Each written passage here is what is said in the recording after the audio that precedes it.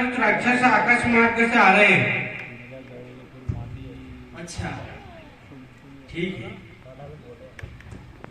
खड़ा हुआ बेरी का भय आता है, गंभीर भेद है छिपा हुआ। ये रजनीचर सब मायावी है, सीधा न समझ आता है इनको। उत्तर की दिशा बताते हैं तो जाते हैं ये दक्षिण को। मेरा वश चले तो अभी वानरों से कहकर बंदी करवा दूं इसको। भाई को बंदी समझकर घबरा कर यहाँ आएगा रावण। सीता माँ को दे जाएगा और इसको ले जाएगा रावण। जानुवंत कहने लगे को शोभित नहीं ऐसी ओछी बात।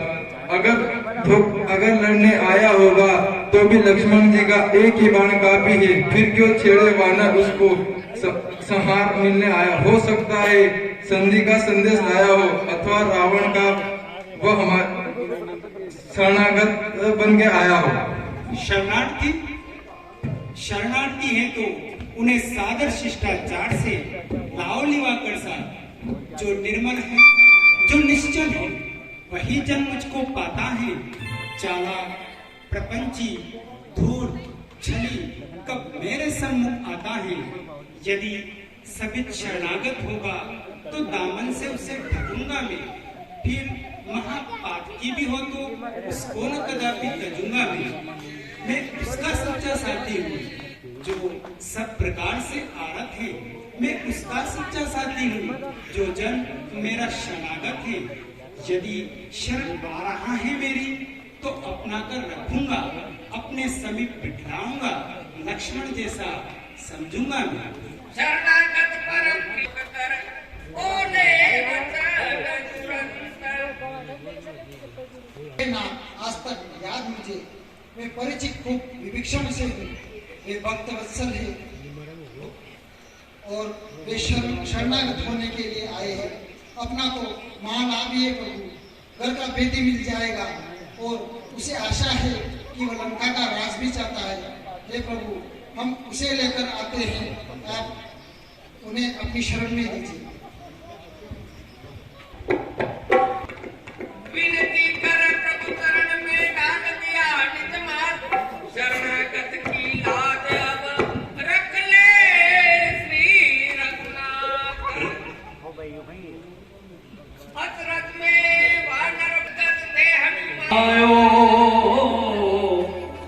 उतम तजी शरण आपके आयो। रगले रघुकुल नाम। आसन ग्रहण करें।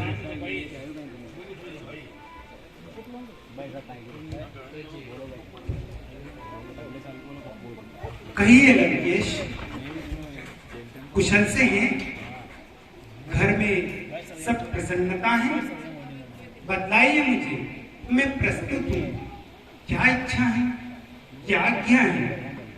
तुम ज्ञानवान सज्जन होकर लंका में कैसे रहते हो? किस भांति धर्म की रक्षा कर अत्याचारों को सहते हो? कहता हूँ सखा भाव से मैं, सब हाल कहो अपने मन का। मेरा स्वभाव ही कुछ ऐसा है, सच्चा साथी हूँ सज्जन का। जो सच्चा है, समदर्शी है, वह मुझे प्राणों से प्यारा है।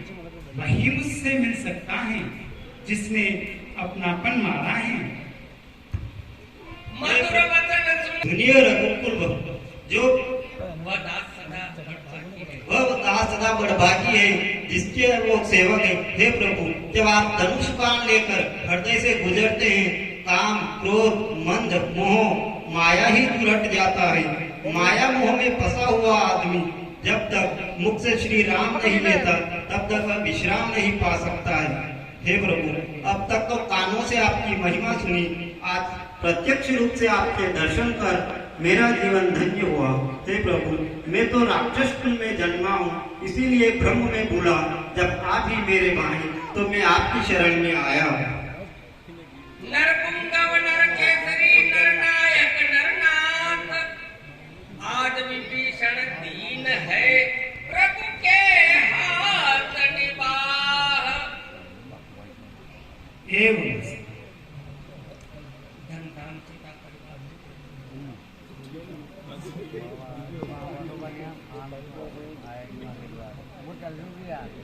अब आगे जैसा हुआ सुनिए वह दर्जन।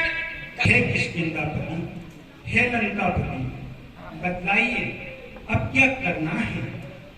उस निश्चरपति दशकंदर से किस भांति लड़ाई लड़ना है? इस 100 योजन के सागर को किस तरह पार कर सकते हैं? क्या किसी प्रकार, किसी विधि से हम पुल तैयार कर सकते हैं? प्रथम विभीषण ने हे कृपा निदान, सदा धर्म की जय हुई, होगा बेड़ा पार। अगिनत वानर सेना के होते हुए पुल की कोई चिंता नहीं। जहाँ वैष्णवी वीर होते हैं वहाँ पुल की कोई चिंता नहीं। यह पुल तो रघुकुल का अत्यंत पूज्य सागर है, इसीलिए विनम्र भाव से पुल का मार्ग मांगना चाहिए। लखन लाल क्रोधित हुए मुरार,